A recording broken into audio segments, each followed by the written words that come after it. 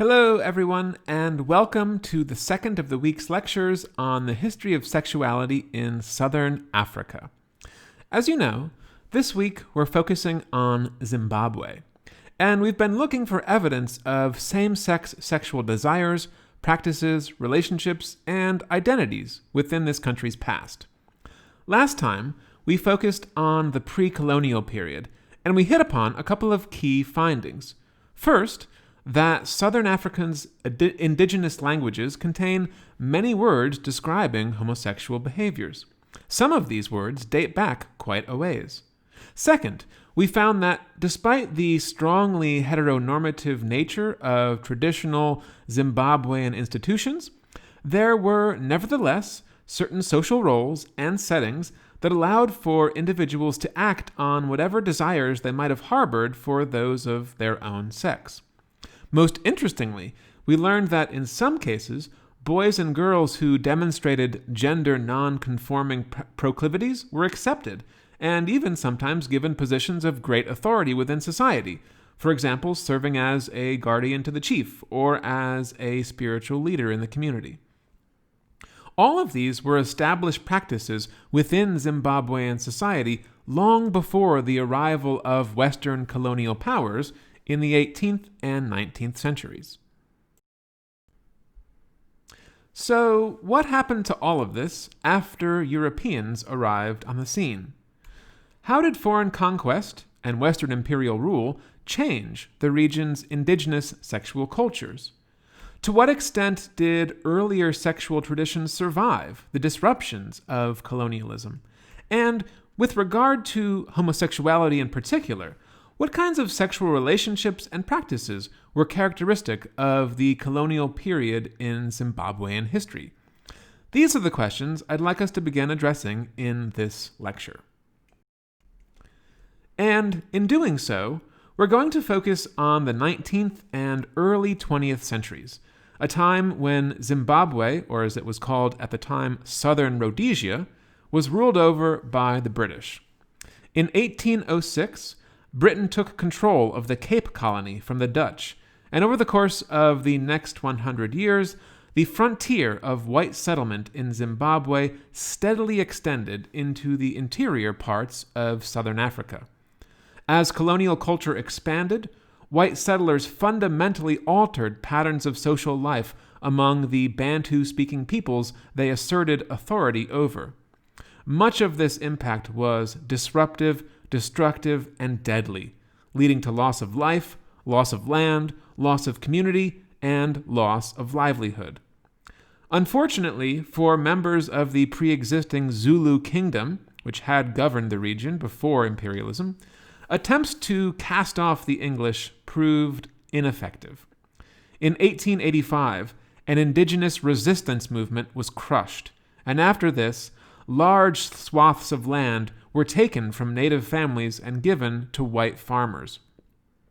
With their traditional economy in shambles, many Zulu men were forced to migrate to imperial centers for work, including Kimberley, a city that housed tens of thousands of dispossessed colonial subjects who labored in nearby diamond mines owned by companies like De Beers. Within Kimberley, industrial employers created a series of residential complexes designed to house these workers. A typical compound housed 3,000 men within a space of only about 3 acres and consisted of huts, small barracks, and huge hostels divided into rooms where, typically, between 8 and 16 men shared bunks together. Within Kimberley, a new kind of male-male sexual relationship began to emerge among Black Africans. This was called Incota. It was a term used to describe the many men who entered into mine marriages in industrial cities like Kimberley. These marriages were incredibly widespread, and it appears that they were governed by strict rules. The junior partner in these marriages was called the umfaan, or the young boy, whereas the senior partner was called the nuna, or husband. The umfaan, or wife, performed many of the duties typically performed by women in traditional Zulu marriages, for example, cooking, fetching water and firewood, and sending messages. He also provided an outlet for the husband's sexual desires. The primary sexual practice in these relationships appears to have been intercrural sex, or between-the-thighs sex, which was called la bonga. Anal penetration was prohibited, although it does appear to have happened fairly often. In return for all of these services, the umfaan received monetary compensation, was fed, and was also given various presents and luxuries. Reports of Incota came back to British officials shortly after the diamond mines of Kimberley were opened up. In one early communiqué, a mine inspector named Charles Peterson raised the alarm as follows: "I deem it my duty to draw your attention to the fact that the crime of sodomy has in the past been extensively practiced by natives in the compounds. Although it is but seldom that a culprit is brought to justice, owing to the extreme difficulty in obtaining evidence sufficient to convict, cases have occasionally been brought before the courts. I would beg to suggest that the umfaans in every compound be segregated from the adults, and that it be a punishable offense on the part of the compound overseer should he allow any umfaan to sleep in an adult's room or vice versa." Eventually, word of these relationships reached the British Parliament. In response, the leaders of the Cape Town colony established a formal commission to determine the extent of sodomy within urban compounds and to propose solutions to this quote-unquote problem. The commission was headed by two white men, a magistrate named J. Glenn Leary, and a member of the Native Affairs Department, who was fluent in local languages, named Henry M. Taberer. Over the course of 90 days in early 1907, Leary and Taberer gathered testimony from 54 African and European witnesses.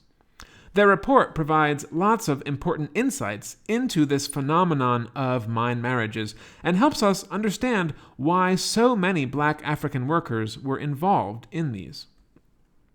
One of the things that we can learn from this report is that these homosexual relationships were apparently quite common. Those interviewed by Leary and Taberer used words like a good deal, many, universal, widespread, practically all, and often when describing them.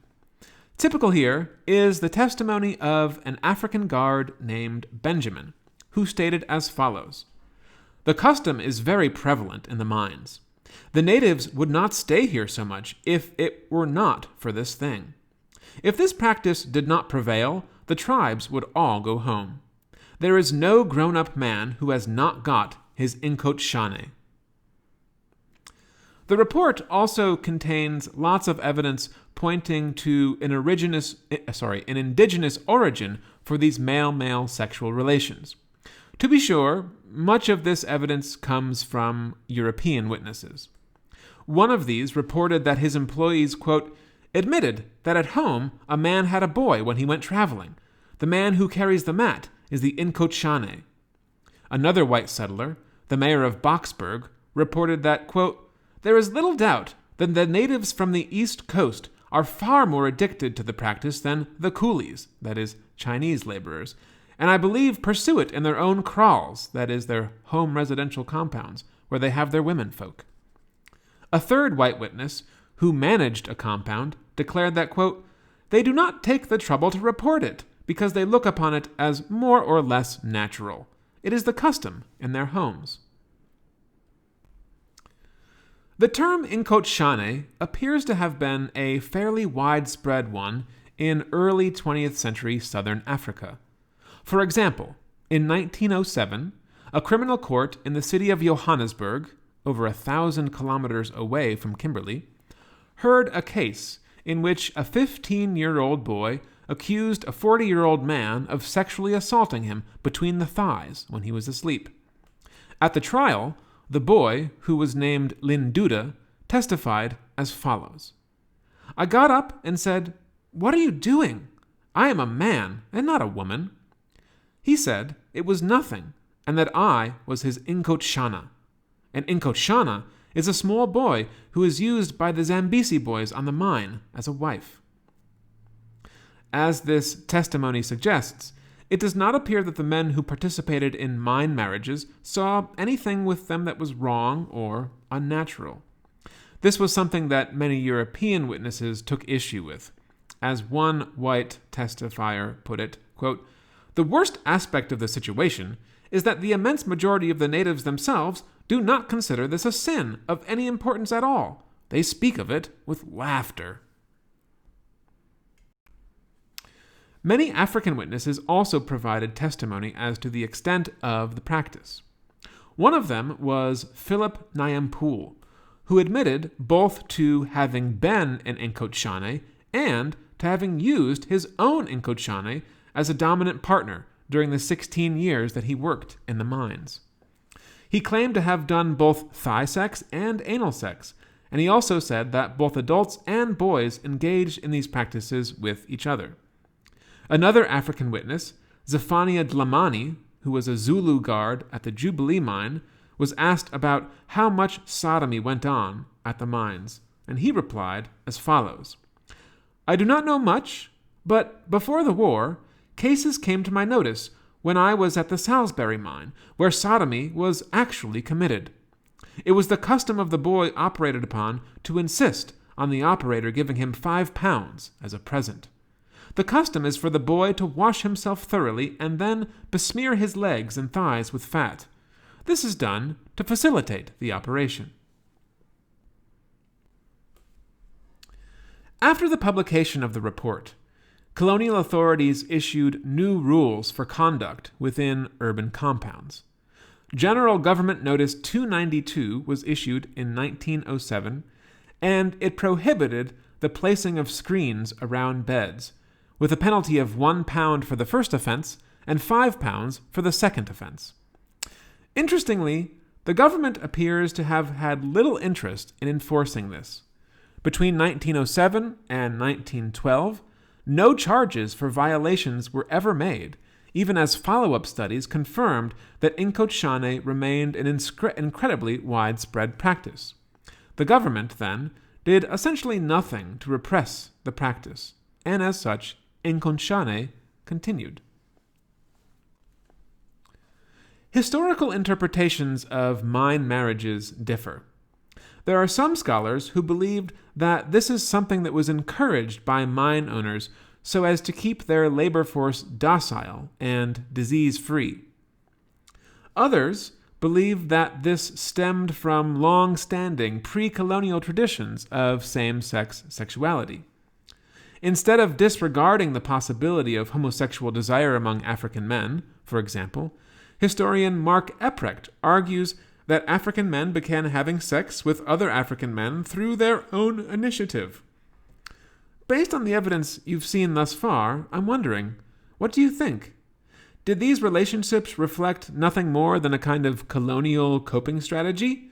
Were they something that African men turned to only on account of the disruptions of racial capitalism? And were they things that mine owners themselves encouraged? Or would you agree with Eprecht that mine marriages drew on pre-existing styles of homoeroticism within traditional Zimbabwean culture and were carried out solely on the initiative of black Africans themselves? This is one of the things I'd like us to ponder as we move toward our second discussion of the week. So, when you have some time and when you've gathered your thoughts on all of this, please do head over to our discussion board and share your thoughts to this question and also to those posted earlier in this lecture. I'm incredibly excited to see what you have to say about this, and I'm looking forward to hearing your opinions. See you in the discussion board. Thanks for watching, and until next time, later.